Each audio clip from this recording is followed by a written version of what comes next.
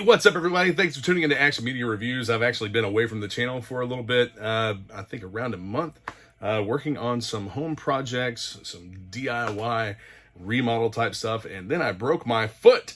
But after almost a year of waiting, 11 months, finally, the retro-carded Crimson Guard and the retro-carded Snake Eyes figures have arrived. And these cards are actually in really good shape, except for this one is kind of dinged up on the edge. I don't think anyone makes a clamshell style case for these. I know Collector Pods on eBay, he does have a protective display box that these will fit into, as well as the other retro carded classified figures. So look him up.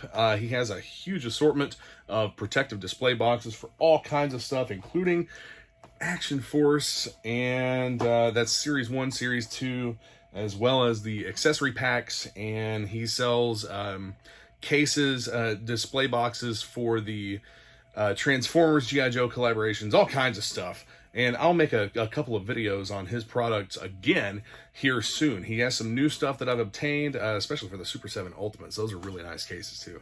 But we're going to crack these guys open, check them out. I was not lucky enough to get one of the miscarded examples. I would like to have one of the miscarded examples of each of these to just for my own personal collection to just kind of display, put up on the wall, whatever. I may end up going back through and buying all these retro figures and putting them in the cases from Collector Pods. But anyway, let's get cracking. Gonna get started by just tearing into the figure, tearing into the case, pulling out of there, backpack, scabbard, figure stand, which comes with all of the retro carded figures, little insert paper. So the main differences that we have between this figure and the regular release is that the faceplate is painted silver, and the there's a brighter red for the rest of the figure. Now you should be able to see that slightly brighter red color. Now that I have a light on, let's go ahead and get him out of the package. And yep, I guess the floor wanted it more than my hands. The dagger, the pistol, the sword, the saber. We'll do a close-up of each one, each accessory that comes with a bayonet attached that does not detach. I think it would be pretty cool if the bayonet did come off. And then here you have the Cobra logo on the figure stand. It's not personalized for the figure. Here you have the saber. Like the fact that they added metallic paint apps to that. And you have the snake's head back here. And then your dagger, snake's head on it as well. And then you have what almost looks like a cross between a 1911 and a High Point. Overall, the Crimson Guard is a really good looking figure. I actually prefer the this version because of the silver painted faceplate. All of the joints seem to be appropriately tight.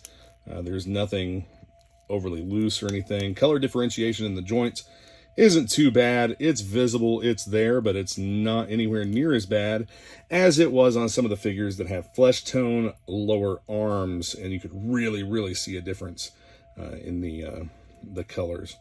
So same articulation as every other classified figure. You have that drop down hip, put those back up, and leather texture on the boots with the buckles being painted on the straps down here. Red paint app on the holster, which is molded in black. And then same thing here, you have the silver paint app on the belt. You have the sheath for the knife. And geared up. I've actually seen some people complain about the fact that you can store all the accessories on the figures. I like that. They use it as more of a, that's just another excuse for Hasbro to include less accessories. Which, I mean, whatever. It's not, in my opinion, the perpetually dissatisfied vocal minority, I think, is what it really comes down to. These come with plenty of accessories. They come with more accessories than what the figures did back in the 80s. And that's what these are supposed to be, is the retro 80s styled figures. And honestly, in my personal opinion, I wish that every time they did something like this, every time they did a true retro designed figure, a figure that's not updated for the modern line, put it on a retro card back and then release it again in a regular box with different paint apps, accessories, a little bit different mold pieces, whatever. Keep the retro line to itself. I want to see the retro line keep going, and I honestly believe that they are going to be making a lot more of the retro carded figures. There's several new options that we already see, especially with the HasLab Hiss Tank and the Dragonfly. You know, there's the opportunity there for a retro carded Scarlet. You know, you have the retro Cobra Commander. But here he is all geared up, the backpack on, and then the M16 will go right here onto the, well, you can peg that on however, but that magazine is also removable, by the way. And to kind of address that, it's just a detail. You know, you can mix and match all kinds of stuff on these figures using magazine loadouts. I know there are companies that sell web gear that will hold multiple magazines. So in his peg holes in his feet are at the heels. Let's see if he goes onto the stand very easily. Yeah, nice and solid. And it looks good. At least I think so. Shelf ready display right there. Anyway, I'm going to put him into a clamshell case real quick. There you have it in the clamshell case with the classified card back. I think that what I'm going to do with either some of these retro figures or some of the regular boxed figures, I still have a few cases of those left stuck back. I think that I'm going to make some Crimson Shadow Guards.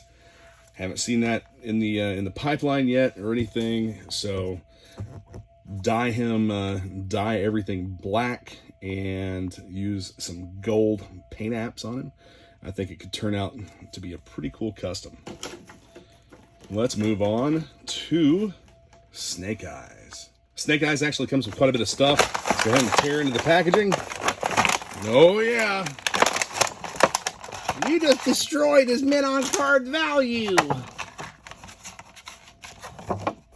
Anyway, go ahead and get that bubble all the way off there. I know you guys like hearing crackling plastic. No, I do. Let's see what all he comes with. The Star and Bars logo stand. He comes with the satchel charge. Nice detail on it, though. I do like that.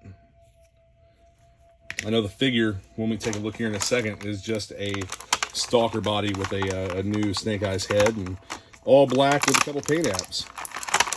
So you have the Uzi submachine gun. Of course, everything now is more of a pliable plastic. He has the suppressor, which is not the typical round suppressor. I can't remember the name of the company that started making suppressors in that oblong or rectangular shape. I don't think it was Silencer Co. Small, detachable grenades. Knife here with green paint app on the handles. Right off the bat, this figure feels pretty good. Joints are appropriately tight. He'll hold poses. No floppy torso or anything. The web gear is pretty soft and pliable here and should be relatively easy to take off if you wanted to. There's a lot of custom accessory kits out there, especially like from Gridiron Studios, that will go great with the Commando Snake Eyes. I like the gloss paint there on the goggle lens. This head looks pretty good to me. Not the tightest in the world, but it does hold its poses. And again, this is Stalker's body. It's just in black, and then you have a few paint apps on the web gear and accessories. So the matte black boots, actual combat style boots on this figure. This is what a lot of people wanted for Snake Eyes, in especially the retro carded line. Again, they should explore making a lot more figures in this retro carded line. So arm up, and the satchel charge will fit right around the neck, shoulder, so that it can be carried by the figure. And we have this molded knife does not come out, which it did. It'd be great if this actually fit right in here. In the size, I don't think it's too big. They could have done that. But he has a sheath here on his thigh that the knife does seat all the way into. And of course he has the 1911 with the extended magazine to go right in this holster. You have green grips on that 1911. He also has a slightly different sheath for the suppressor. So that should go right in there. And the suppressor will actually fit the pistol, but not the Uzi. As you can see, the Uzi takes the other style suppressor that fits over the barrel. The suppressor itself has a port. And then the grenades, I am honestly not sure where to put these. They do have clips on them. Maybe around the satchel charge? Yeah, there we go. So, all geared up, except for the Uzi, which will go in his hand. I would like to put a strap of some kind on this Uzi. You can use a black rubber band, and that would be fine. Here he is, all geared up. Man, I really like the look of this figure, and the Uzi fits really well into the hand. As you can see, there's also a green paint app there on the knuckles of his gloves. I think this looks fantastic. I really do. And there's also a lot of kit bash options for this figure as well. You could probably make the concept Snake Eyes. I may end up doing that. I did order a couple more of these just for some little things like that, some different accessory kits and whatnot, and kind of hoping I get one that's on an error card. Sometimes I've seen these figures come on the Crimson Guard card, and the Crimson Guard come on the Snake Eyes card. So he will fit onto the stand the same way as the Crimson Guard did. Pegs in the heels, and there we go. Yeah, just like that. So let's get him in a clamshell and be done with this one. There, both of them are on the wall in the clamshell cases. I gotta say, this is probably one of my favorite Snake Eyes figures. I just love the way the figure looks with the accessories on him and everything. He's so, he poses really, really well. The Crimson Guard, like I said, I do like that figure quite a bit, but that red does not match up to the red of the other Crimson figures, and it won't match up to the Crimson Strike team when that comes out at PulseCon. But here you have a look at some of the classified figures that I have in clamshell cases and Marvel Legends. I've been trying to rearrange some things and make some room for more figures to hang in those clamshell cases. And right here we have the Super Joe Unlimited. Yes, that is a line I'm trying to kind of get into. Some great guys have brought that line back to life, and look them up on Facebook and get some of these figures. They're really, really well made. They are not 6-inch. They are actually like an 8 or 8.5-inch figure, like the original Super Joe from the 2 years that line was in existence.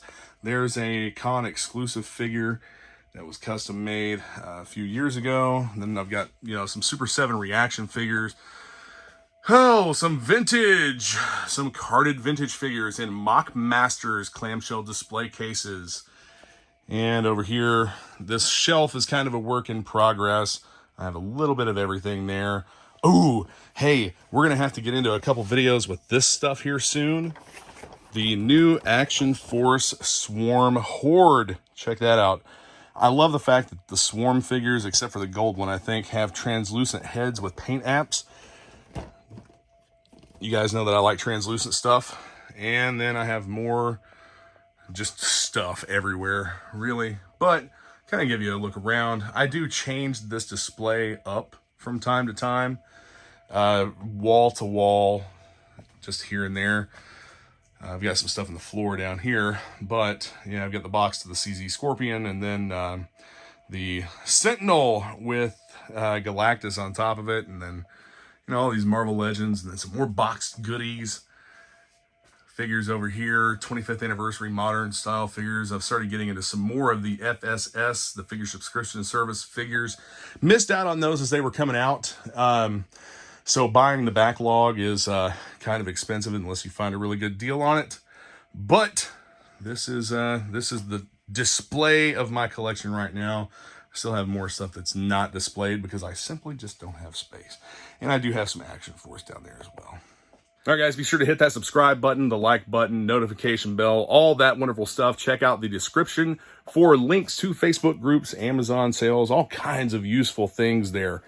And stay tuned. I'm trying to get back in the swing of things and get some more videos pumped out here. Got a lot of new stuff to show everybody. All right, thanks for watching.